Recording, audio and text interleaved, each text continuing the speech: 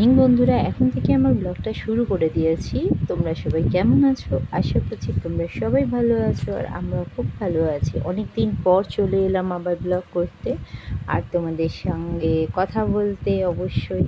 আর দেখো, আমার মেয়ে কিন্তু তড়িঘড়ি করে কি বাচ্চা বলো তো, ছোলা আর রাজমা কোনো রকমভাবে মিশে গেছিলো, তো সেটাই ওকে আমি অফিস যাওয়ার আগে দিয়ে গেছিলাম যে মামাই তুই একটু বসে বেছে নে। স্কুল থেকে এসে ওকে এই কাজটা আমি দিয়ে গেছিলাম। আর এখনও দেখো রাত্রি 9টা বাজে, আমি অফিস থেকে চলে এসেছি সোজা বাড়ি। ওর কিন্তু এখনও বাছা শেষ হয়নি, তার মানে কতটা পরিমাণে ছিল বুঝতেই পারছো। ওকে আমি বললাম, বাবার তোকে আমি একটা কাজে দিয়ে গেছি, ইস আমার উচিত হয়নি। ও আমাকে বলে, মা কি হয়েছে? সময়টা তো আমার কি সুন্দর বেরিয়ে গেল, আমি বুঝতেই পারলাম না কখন 9টা বেজে গেছে। তো যাই হোক, বাচ্চাদের ইনভলভ করার এই একটাই জায়গা যে কোনো কাজ দিয়ে ওদেরকে বিজি করে রাখো। তো চলো পরে আসছি কথা বলতে। তো চলো বন্ধুরা, একটু মুড়ি নিয়ে এসেছিলো আর চুরমুর আলুর চপ এই দিয়েই একটু মুড়ি মাখা করে নিয়ে খেয়ে দিয়ে তারপরে আবার রাত্রের রান্নাতে নেমে পড়তে হবে। তো দেখো, আমি চুরমুর দিয়ে মেখে নিয়ে এবার আলুর চপগুলো ছিঁড়ের মধ্যে দিয়ে, আর এইভাবে মুড়ি মাখা খেতে দারুণ লাগে, তাই না? আর যদি হতো একটু আচারের তেল, তাহলে তো কোনো কথাই ছিল না, কিন্তু কি করব, আবার আচারের তেল রাত্রেবেলা খেলে আবার অম্বল ঠম্বল হবে, তখন গ্যাসের প্রবলেম। দরকার নেই বাবা, যা আছে এই অনেক। আর যা আছে মানে কি, অনেকটাই হলো। দেখতে কিন্তু দারুণ লাগছে, খেতেও খুব ভালোই হবে আশা করছি। তো চলো একগাল মুড়ি খেয়ে নিয়ে টেস্ট করে বুঝে নিয়ে তারপরে আমি রান্নাতে চলে যাই, কেন অনেকটা দেরি হয়ে যাবে এই মুড়ি খেতে বসলে পরে। কেন মুড়ি খাওয়া তো শুধু নয়, তার সাথে বকবক করা, গল্প করা সবই চলবে। তো চলো বন্ধুরা, একগাল মুড়ি খেয়ে নিয়ে তারপরে আবার আসছি তোমাদের সাথে কথা বলতে, কেমন? তো চলো বন্ধুরা, আমার কিন্তু রাতের রান্না কমপ্লিট করে একবারে চলে এলাম। আর দেখো, মেয়েকে খাবার দিয়ে দিয়েছি। মেয়ে স্কুল থেকে এসে ভাত খায়নি, সেই কারণে ওর ভাগের অল্পটুকুনি ভাত। আমি বললাম, ভাতটা কি আমি নষ্ট করব?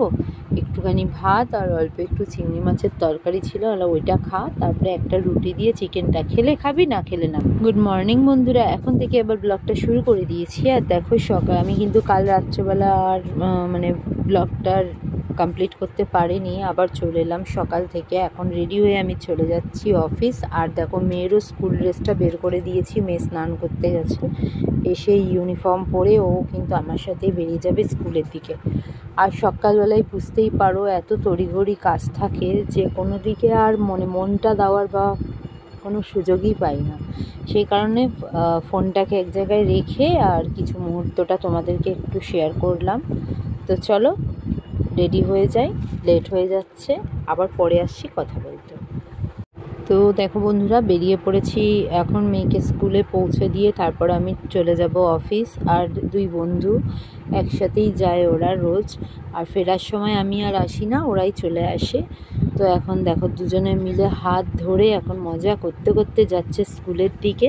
তো চলো, আমি আর তোমাদেরকে দেখাতে পারছি না কিছু, আমি আবার পরে আসছি।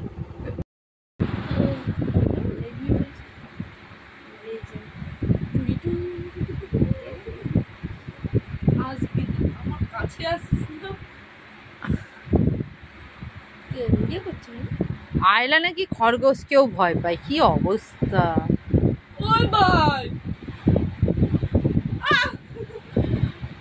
আয়লাকে চুপকি দেখাচ্ছে ও তোকে দেখছে ঘুরে।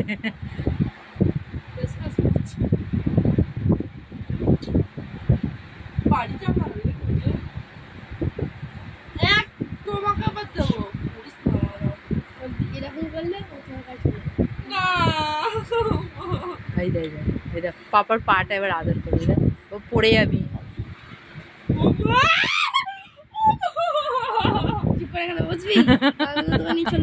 আয়লা কাঁদছে, আয়লা কাঁদছে, এ বাবা এত বড় মেয়ে কাঁদছে খালি তোর জন্য, তোর জন্য খালি কাঁদছে আয়লা।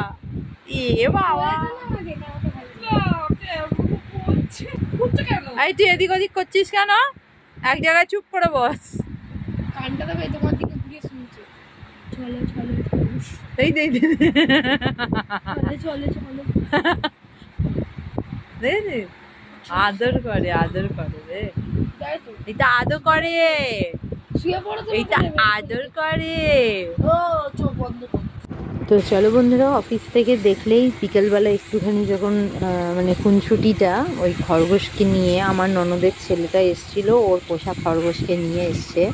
আর সেই সময় আমি অফিস আবার যাব বলে, আমার তো ব্রেক কাউন্টার, তো তখন একটুখানি মেয়ের সাথে ইয়ার্কি মারতে মারতে সে আয়লা তো কেঁদেই ফেললো, এমন অবস্থা, ভীষণ ভীতু আর ভয় পায় এইসব জিনিস। আর দেখো আমি কিন্তু সোজা চলে এসেছি রাত্রেবেলায় আবার তোমাদের সাথে শেয়ার করতে। রাত্রেবেলা রান্না বসিয়ে দিয়েছি, কেন যত তাড়াতাড়ি রান্না করবো তত তাড়াতাড়ি আমার কাজ কমপ্লিট হবে। আর দেখো আজকে রান্না করছি কি বলো তো, মনে তো হচ্ছে চিকেন, কিন্তু আদৌ চিকেন কিন্তু নয়। কালারটা কিন্তু দারুণ হচ্ছে, তাই না বলো?